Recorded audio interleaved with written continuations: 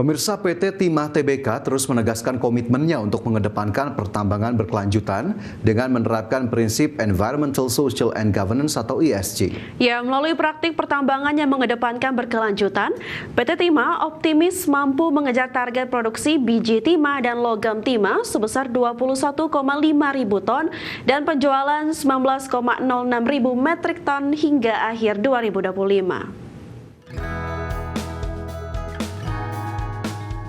Inilah teknologi peleburan ramah lingkungan top submerged lens osmold furnace milik PT Timah yang berada di kawasan unit metalurgi Muntok, Kabupaten Bangka Barat, Provinsi Bangka Belitung. Sebagai anggota dari Holding Pertambangan Indonesia Mine ID, PT Timah Tbk mengoperasikan smelter TSL Ausmelt sejak November 2022 lalu dan menjadi satu-satunya smelter permurnian timah yang dapat mengelola timah berkadar rendah di kawasan Asia Tenggara. Melalui teknologi ini, PT Timah mampu melakukan pengolahan biji kadar rendah dengan proses peleburan jauh lebih singkat, sehingga meningkatkan produktivitas sekaligus menghemat energi. Bahkan dengan teknologi ramah lingkungan, smelter ini dirancang dengan sistem kontrol proses yang canggih dan dilengkapi dengan sistem higienis dan instalasi pengolahan air limbah.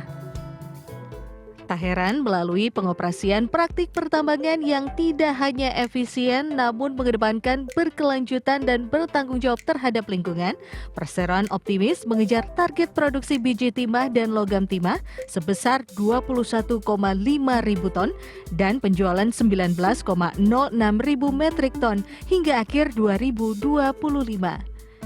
Tak hanya itu, perusahaan juga optimistis mampu mengerek target produksi biji timah mencapai 30.000 metrik ton pada 2026. Ya, memang di 2022 kita menggunakan teknologi peleburan terbaru ya di Indonesia, di TSL Ausmelt. Itu sebelumnya kita menggunakan teknologi reverb, ya, tanur yang sudah lama membersamai PT Timah untuk melakukan peleburan. Nah, sekarang kita punya TSL Ausmelt ini kenapa dibuat di Timah ini untuk bagaimana peleburan kita lebih efisien, gitu ya. Dan memang secara teknologi ini lebih baik gitu, lebih baik kita bisa melebur di varian kadar gitu. Jadi secara kebutuhan TSL Ausmelt ini memang kita gunakan untuk memenuhi target operasinya PT Timah gitu. Ya memang teknologi Ausmelt itu ini lebih ramah lingkungan gitu ya. Itu yang kenapa dipilih Ausmeltnya untuk dipakai di Timah. Selain mengedepankan pertambangan berkelanjutan, PT Timah juga memastikan pelaksanaan program reklamasi pasca tambang yang komprehensif baik di darat maupun laut. Untuk reklamasi darat, PT Timah melaksanakan reklamasi dengan pendekatan berbasis ekologi dan sosial yang mencakup penanaman kembali dengan tanaman fast growing, penanaman komoditas produktif, hingga diversifikasi fungsi lahan dengan mengubah sebagian area bekas tambang menjadi tempat wisata fasilitas umum. Mulai dari kampung reklamasi, pembangunan pusat penyelamatan satwa dengan merawat dan melepas liarkan satwa ke alam bebas, hingga berkolaborasi dengan masyarakat dan pemerintah daerah dalam pelestarian kebudayaan di Kampung Adat Gebong, Pemarong. Gersang semua nih.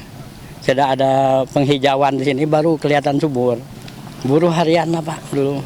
Ya buruh tambang lah, gali-gali bekas-bekas tambang kan kita ngambil tailing timah, dia cuci itu sendiri. Ikut orang lah. Ikut orang. Kita ngambil bekas tailing orang tambang kan kita cuci itu pertama dulu.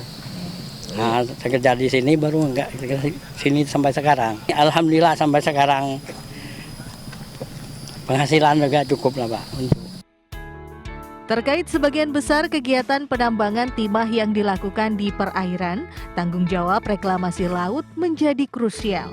Untuk menciptakan habitat baru bagi biota laut dan mendukung aktivitas nelayan, PT Timah terus melakukan pemulihan ekosistem bahari melalui penenggelaman artificial reef atau terumbu buatan. Penanaman mangrove dan penanaman hutan bakau di wilayah pesisir juga dilakukan untuk mencegah abrasi dan menjadi tempat berkembang biak biota laut. Tak heran dengan sejumlah prinsip yang dijalankan tak hanya bermanfaat untuk lingkungan dan alam, namun memiliki nilai ekonomi bagi masyarakat sekitar. Ya, berhadapannya langsung dengan penambang waktu itu. Waktu itu kan lagi gencar-gencarnya penambangan ilegal di sini kan. Kita tanam terus. Karena kemarin kan udah memang babak belur lokasi sini kan.